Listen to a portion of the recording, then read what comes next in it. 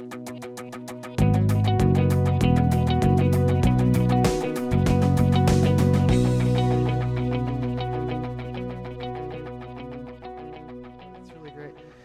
love that Bob and Kelly are here during this series because we're looking at the book of Acts. And the book of Acts really is this account of the church, of people, of common people, regular people who are truly animated and activated by the Holy Spirit. And I think they're just such great living examples of this, of God just saying, hey, this is what I want you to do. And they were like, okay, here we go. We're going to go do this. And truly, those of you that know Bob and Kelly, this is like, wow, you guys are doing what? And here they are 2 years later. And it's really an amazing thing. And it so much aligns with what our heart is behind this series. We've been walking through this book that it's a history of the church, but at the same time, it's revealing the origins of the church. And I love that it's revealing our origins because those origins really tell us what we're supposed to be. So if you're a Christian, a Christ follower, when we look at the book of Acts and we see things happening, we see things taking place, it really provides for us sort of an architectural blueprint for where we're moving as Christ followers, for the heart of God for us, for what life could and maybe should look like for us. If you're not a Christ follower, it also probably answers some questions, because I think oftentimes people in today's culture can look at the church and go, man, is that really what Jesus had intended? And I love looking at the book of Acts because I can say, no, actually that's what Jesus had intended. So whether you're a Christ follower or not a Christ follower, I think studying the book of Acts has very genuine benefit for us because it reveals what authentic Christianity really is supposed to look like. So tonight we're going to be continuing in chapter 4 of the book of Acts. If you have a Bible, you can open up there. But before we actually dive into that, I just want to go backwards for a moment and connect something that this last week just really came back to me. I found myself back in Acts chapter 2. Acts chapter 2 has some seismic spiritual events that take place in it that are very significant. In fact, just the background of this, if you haven't been here for this series, in the beginning of the book of Acts, Jesus is with his disciples. This is after the resurrection, like 40 days with his disciples. And after the resurrection, he gives them very specific instructions, and he says, I want you to go into the city of Jerusalem. I don't want you to leave Jerusalem. And that wasn't their home. The disciples were from Galilee. They were from other regions. And so Jesus says, I want you to stay in Jerusalem, and I want you to wait because I've promised you my Spirit. I'm going to pour out my Spirit. It will be this incredibly dynamic moment that will be life-changing for you and for everyone around you. I've promised you my Spirit, but I want you to wait there. So the disciples go to Jerusalem. They wait. They're praying. On the day of Pentecost, which is an annual feast of the Jews, the disciples are praying in the upper room, and they're together, and there's this moment that's described in verse 2 of Acts chapter 2, where it says literally, and suddenly there was a sound from heaven. This week I was just looking at this sentence and looking at it and thinking about it in the language that it was originally written in, which was Greek. This word sound is the word echoes. Echoes is where we get in our English language the word echo, fairly obvious there, right? So the word echo or echoes.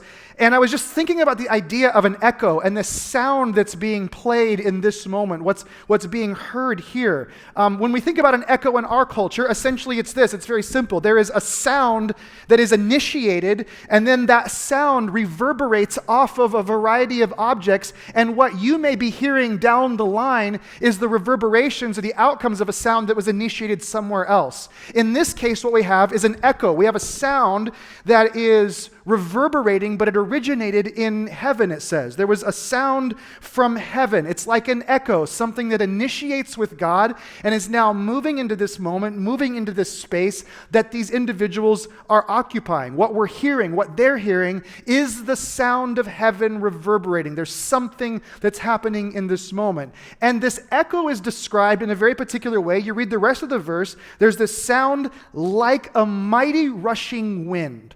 And this is really significant because the word wind, whenever a biblical author uses the word wind, it is typically used in reference to the power or the movement of God in a spiritual dynamic sort of way.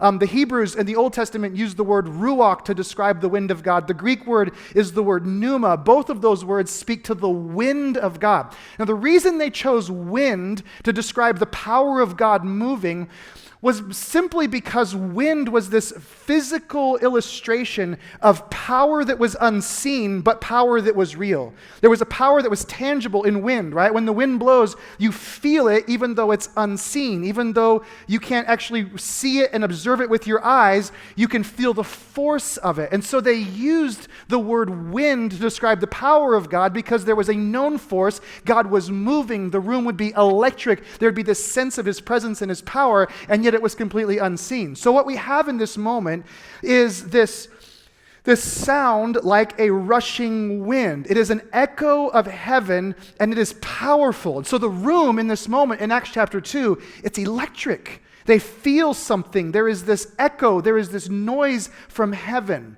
And what we're reading in this moment is not just a room being filled with the presence of God, but we're seeing the disciples themselves being filled with the presence of God. They're being bathed in the presence of God. They're being covered in the presence of God. God is coming upon them in a very unique way. And so in this moment, there is this echo from heaven. There is this power that's being spread. There is this electricity to the room. And these disciples in this moment are becoming living echoes of heaven. They're becoming conduits of the wind that is moving. They themselves are now participating in this. In a sense, we could say that these individuals now become themselves the sound of the wind. Their lives are now the sound of the wind because of what's happening in Acts chapter 2. They are echoes of the power and the presence of God, which means there is something that is different about them now, right? Like, it doesn't take much of an education to realize that if this is happening to you, if the Spirit of God is on you, if he's moving in your life in this sort of dynamic way, then you will be a transformed person, right? There's going to be something different. There are going to be tangible effects on you. When the sound of heaven, when the power of God begins to reverberate in your life, when the wind or the breath of God begins to blow through you and move in you, there are going to be implications. It's unavoidable. And not just in your life for your own personal experience, right? I mean, obviously, there's a dynamic of this that if God is moving in you and you experience God's presence, God's movement, there's something that's very satisfying personally. There might be joy. There might be peace. There might be a sense of contentedness, maybe even an awakening in your soul. There might be something you experience and you say, man, I'm experiencing this on a personal level. But then also in this moment, what we see is that not only do we experience this personally, not only do we see this ourselves, but the Spirit coming upon an individual causes individuals to live beyond themselves.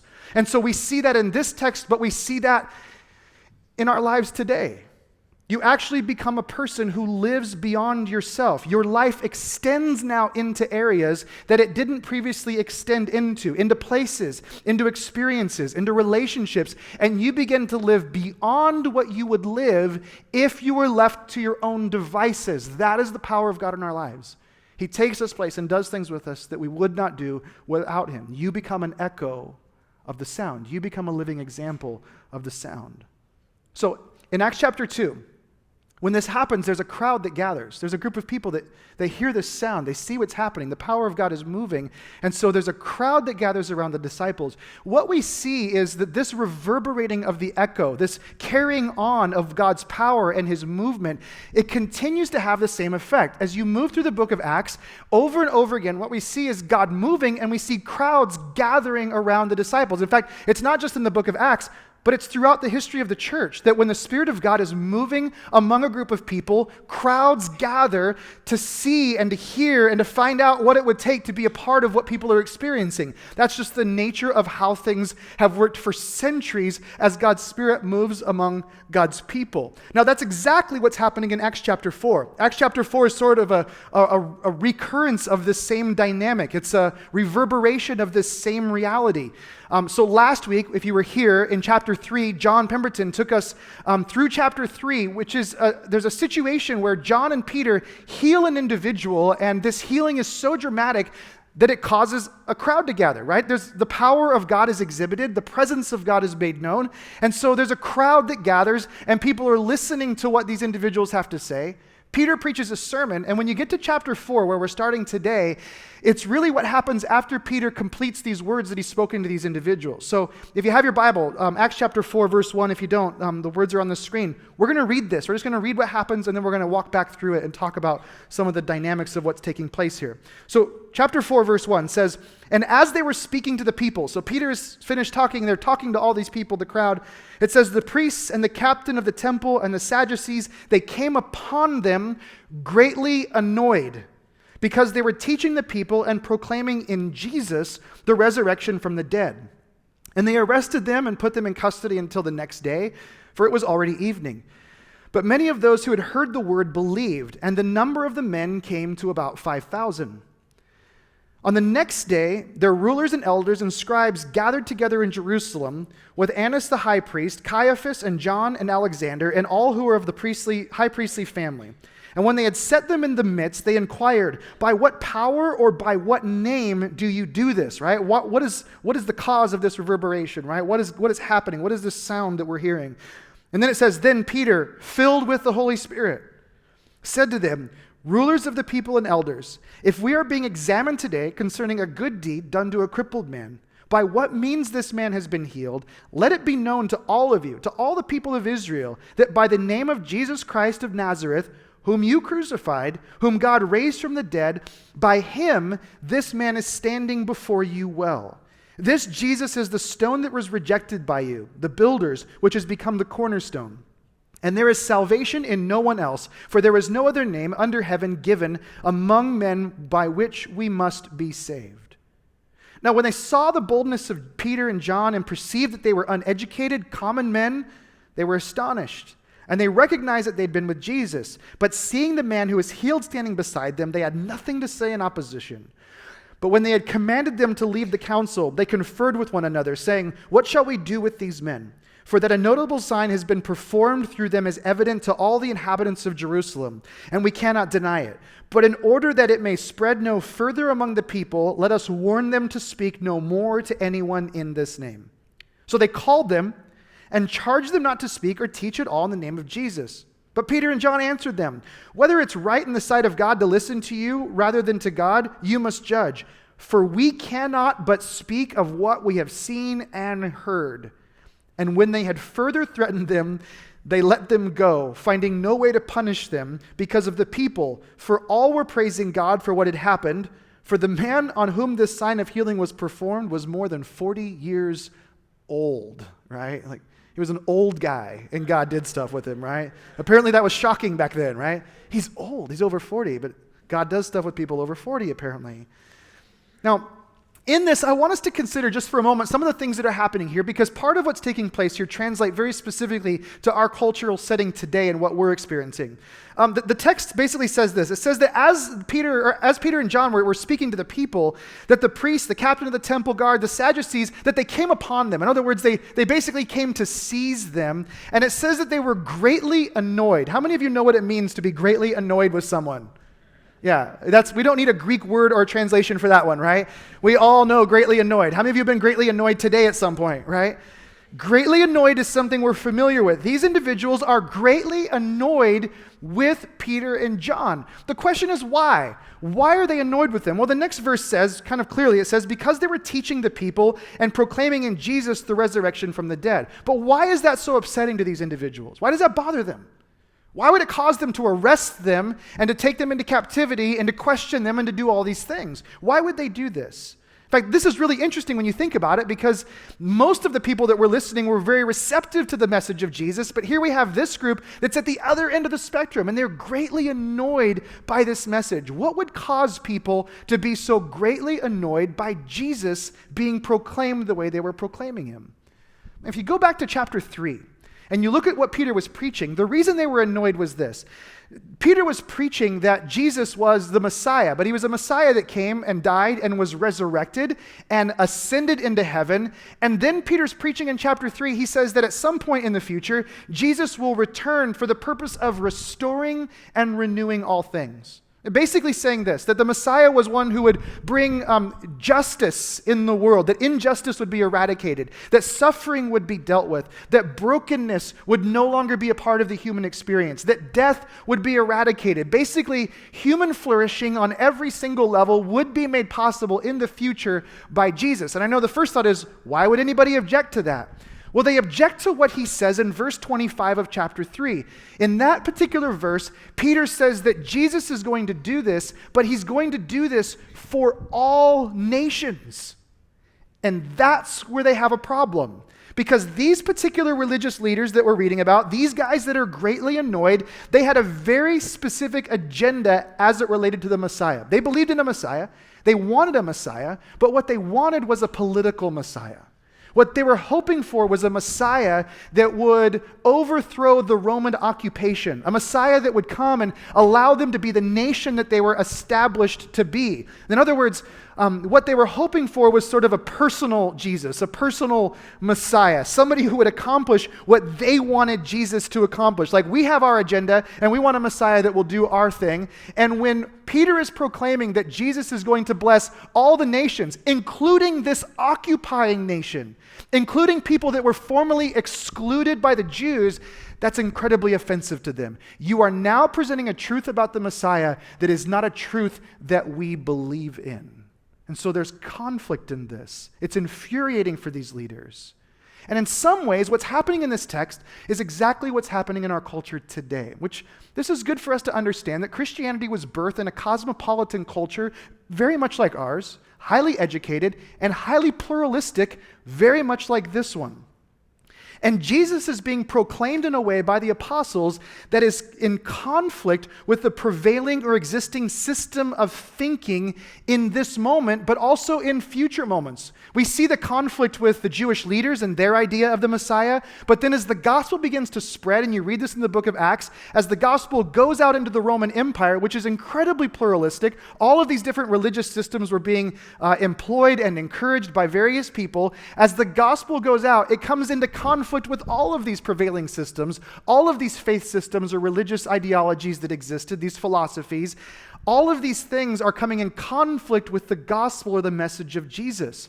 Because the Jesus that's being presented by the apostles is a Jesus who presents a way for us to relate to God that is unlike anything that any other religious system had ever presented before. So it's completely new. It's completely different. And essentially, it eradicates the need for religiosity and the systems themselves.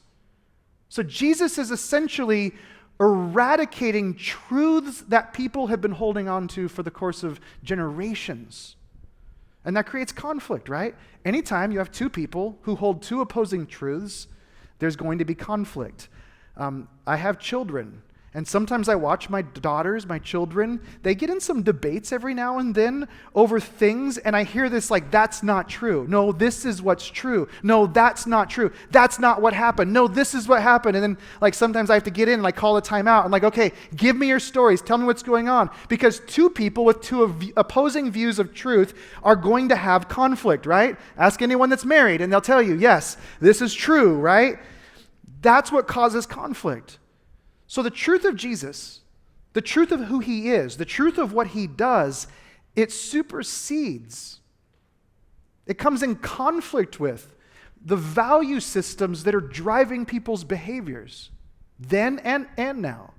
It supersedes. It's in conflict with the systems that culture has set up for how we discover meaning and purpose in our lives, how we find joy and happiness in our lives. All of those things that are driving how people live, all of those principles that are guiding the direction of their lives, all of those things then and now are confronted by the message and the ministry of Jesus. And people get greatly annoyed by this. Like some of you right now, you're feeling a little annoyed, right? And you say, yeah, actually, that's the part of this whole Christianity thing that drives me a little nuts, is that sometimes Jesus messes with my stuff, right? He messes with my world a little bit. He messes with my values. And we become greatly annoyed. They did then, and they do today. See, We live in a society today, this is the prevailing view in our society today. We live in a society today that says that you can't say these things about Jesus. These things that were being said here, in our culture, it's exactly the same. You can't say this about Jesus. You can't say who he even says he is, right? You can't repeat Jesus' own definition of himself in our culture today because that comes in conflict with other worldviews, right? Or maybe it comes in conflict with my worldview. And so you can't say that because that conflicts with my understanding of how life operates. See, we live in a time where we have to validate every other religion or every other philosophy or every other way of living life. We live in a time where you can no longer claim that you have some sort of truth that is a prevailing truth that supersedes another truth. You have to validate every other system. That's the prevailing system of today. Like anyone that makes a truth claim, that's really a thing of the past. You can't really do that anymore. But even that statement, if you think logically about this for just a moment, even that statement, even that sort of proclamation that you can't claim to have ultimate truth is itself a claim to ultimate truth, right? I mean, the moment you tell me something, and even if it's to say there isn't ultimate truth, that statement is an overriding statement. And so we violate that principle by stating it alone. You telling me that I can't believe something is a truth claim in itself, especially as it relates to Jesus. And here's why. Let me just explain this about Jesus. If you tell me, if you say, listen, Brad, you can believe in Jesus, like you can follow his teachings, but you can't claim his superiority. If you can't say that Jesus is like above these other systems, if he's outside of these systems, if he supersedes, you can believe in him, you just can't say that. If that's what you tell me, if you say, listen, you have to follow his teachings just like other people follow the teachings of other prophets or religious leaders, if that's what you tell me, like Jesus isn't better than any other religious leader that ever existed, if you tell me that, then what you're truly telling me is that I can't believe in Jesus. And here's why. Because Jesus makes these claims about himself. Those are things that I've come up with. The Jesus that I believe in, the Jesus that I proclaim personally, I did not come up with these ideas of who Jesus is. In fact, Jesus is the one that came up with who Jesus is. He's the one that presents himself in a particular way. The apostles didn't come up with an idea of who Jesus is. Jesus came up with an idea of who Jesus is. And so I get my idea, they get their idea, we all get our idea of who Jesus is from Jesus himself. He's the one that actually makes the truth claims about himself. You read the scriptures, you read his biographies, and there is just overwhelming evidence of these claims that Jesus makes about his divinity and who he is. So for me to believe something other than what he himself claims to be means that I'm actually not believing in Jesus. I can't be believing in Jesus if I don't actually take his claims seriously. Just recently, I was in a conversation with a good friend of mine. One of my best friends also happens to be a fairly committed atheist, and he has been for the whole course of our friendship. And it's an incredibly respectful relationship. He's one of my really, really good friends, and he's like a member of my family, and my girls love him, and my family, like we just do life together. And we have really amazing conversations. And recently, he called me one day and just said, hey, I need to talk to you. I got some questions I want to run past you. And so we met together and we kind of chit-chatted for about 30 seconds. And he said, come on, we just need to cut to the chase. And he throws this question at me kind of like out of the blue. I didn't see it coming. And he just says to me this. He says, could I be an atheist and still follow the teachings of Jesus? And I was like, man, great question, right? Great question, right? And genuinely, I appreciated it. When he asked this question, I appreciated the fact that he's thinking about these things and really thinking about why was he asking this? We've had some conversations around spirituality and truth and these sort of things, but I was thinking, why does he ask this? He's asking it ultimately because for him, he's got a few friends that are passionate followers of Jesus. He's got a few friends that are authentic followers of Jesus. And I truly believe the motivation was this. He's looking at their lives and he's saying, I sort of like what I see. I like the outcomes of what I see in these people. The people that are around me that are Jesus followers are also people that I genuinely just like to be around. And so I really think the logic was sort of this. If I follow the teachings of Jesus, will I experience the same outcomes as you're experiencing? And so he's just simply saying, can I be an atheist? Do I have to actually believe in the existence of God? Or can I just follow Jesus' teachings philosophically? And I love this. I love the line of thinking. I love where he was going, and it really led to a greater conversation. I can't get into all the details, but I'll just share this, that I was able to explain to my friend that at the core of who Jesus is not some sort of ethical or moral code. That Jesus is not about a philosophy that we're following or an ideology that we're adhering to, but at the core of who Jesus is this thing that Jesus accomplishes. Jesus is opening up an opportunity for human beings to live in relationship with God. That the greatest dynamic of what Jesus does is he allows us to become echoes of the wind of God. We become the sound of God in the world around us. We begin to live in relationship with God. We have moments like we read about with Peter where God is moving in our lives and he's animating us and he's activating us and he's doing those sorts of things. So at the core of what Jesus is about, it's not his teachings, it's what he accomplishes. It's what he does in us. It's what he does through us, and it absolutely is dependent on the existence of a God who is real and a God who relates to us.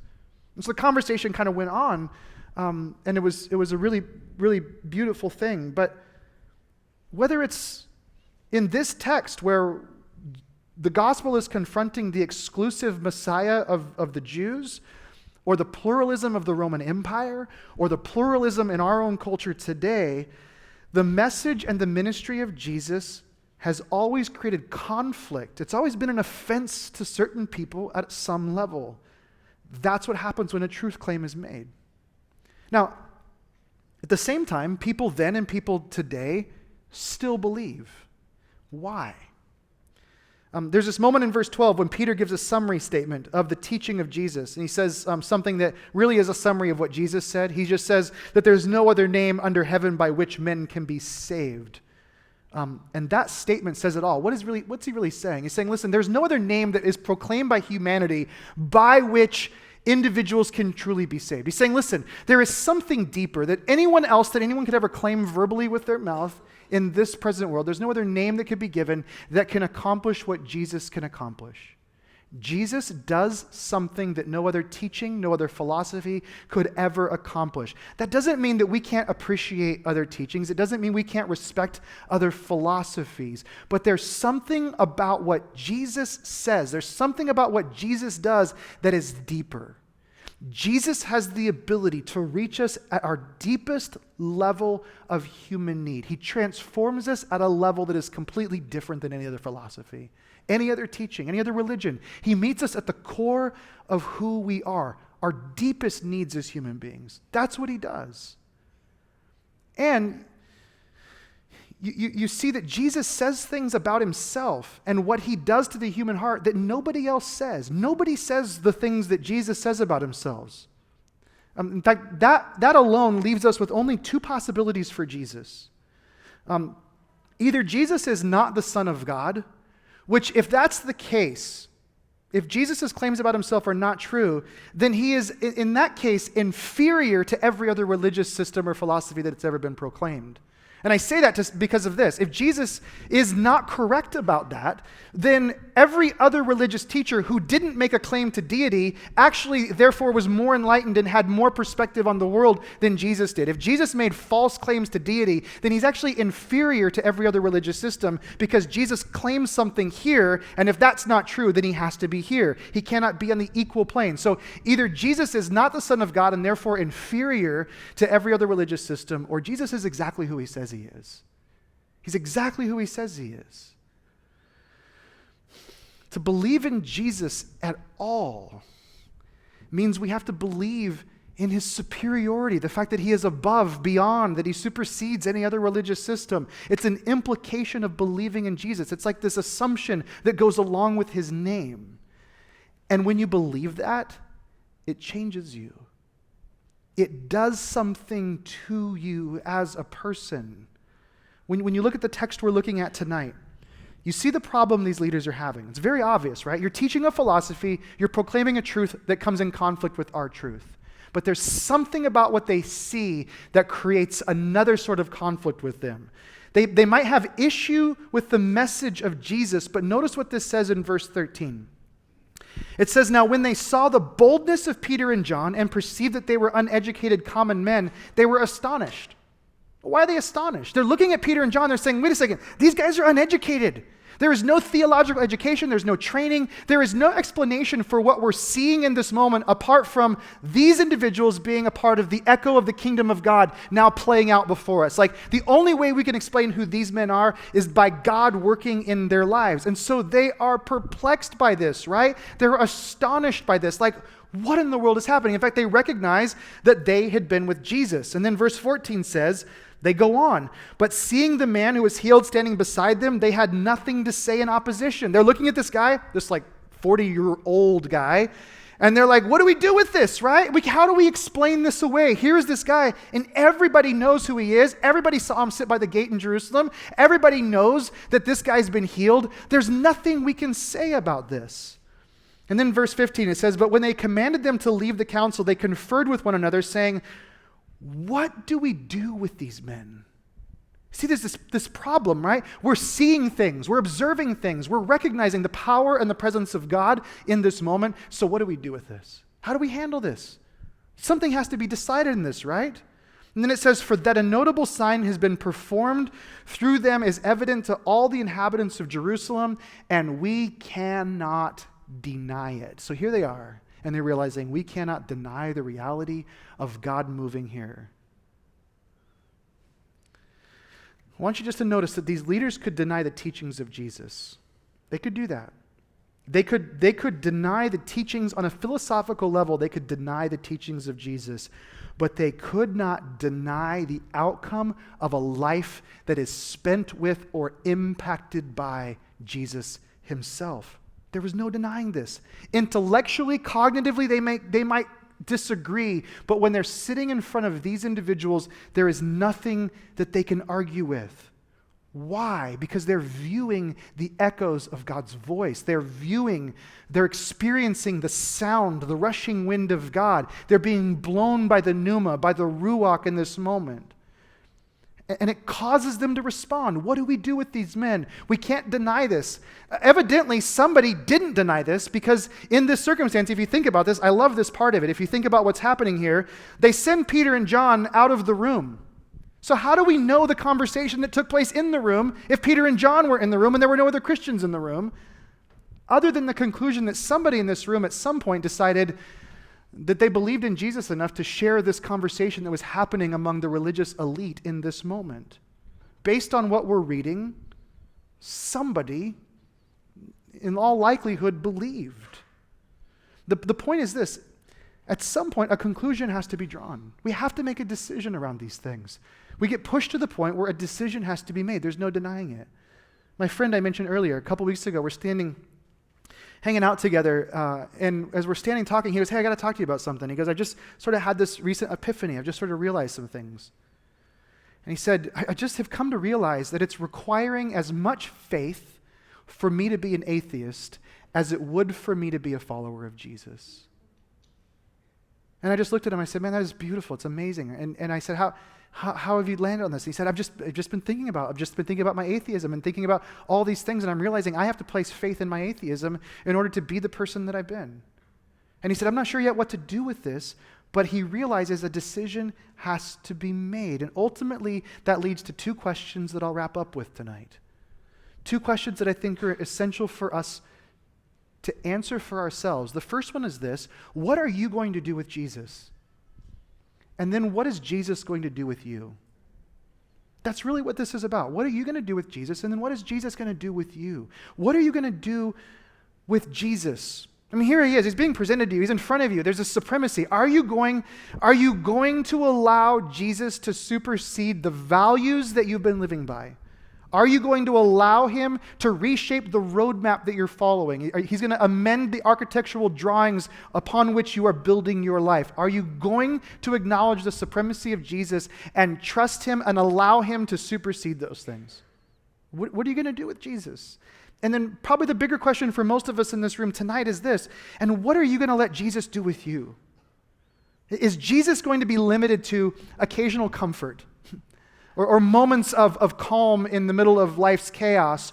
Or will you move that step further and become an echo of the wind yourself? Will you become a tool in the hands of this craftsman that is renewing the world? Will you be one who is participating with God in the renewal of all things? Will you be a living example of the power of God, the presence of God displayed for people? Will you be that echo in a classroom that you walk into, a job site that you walk on, an office that you interact with, a neighborhood you hang out in, a lake that you play on? Like wherever you go, will you be the echo of the wind of God?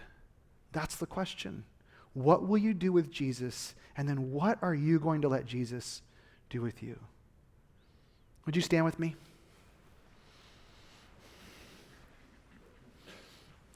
I'll keep this pretty simple tonight. This week, may you be men and women who are echoes, sounds reverberating from heaven. May your lives be a display of God's power and God's presence in the places you go. May you be common men and common women who astonish people because God is with you. Amen.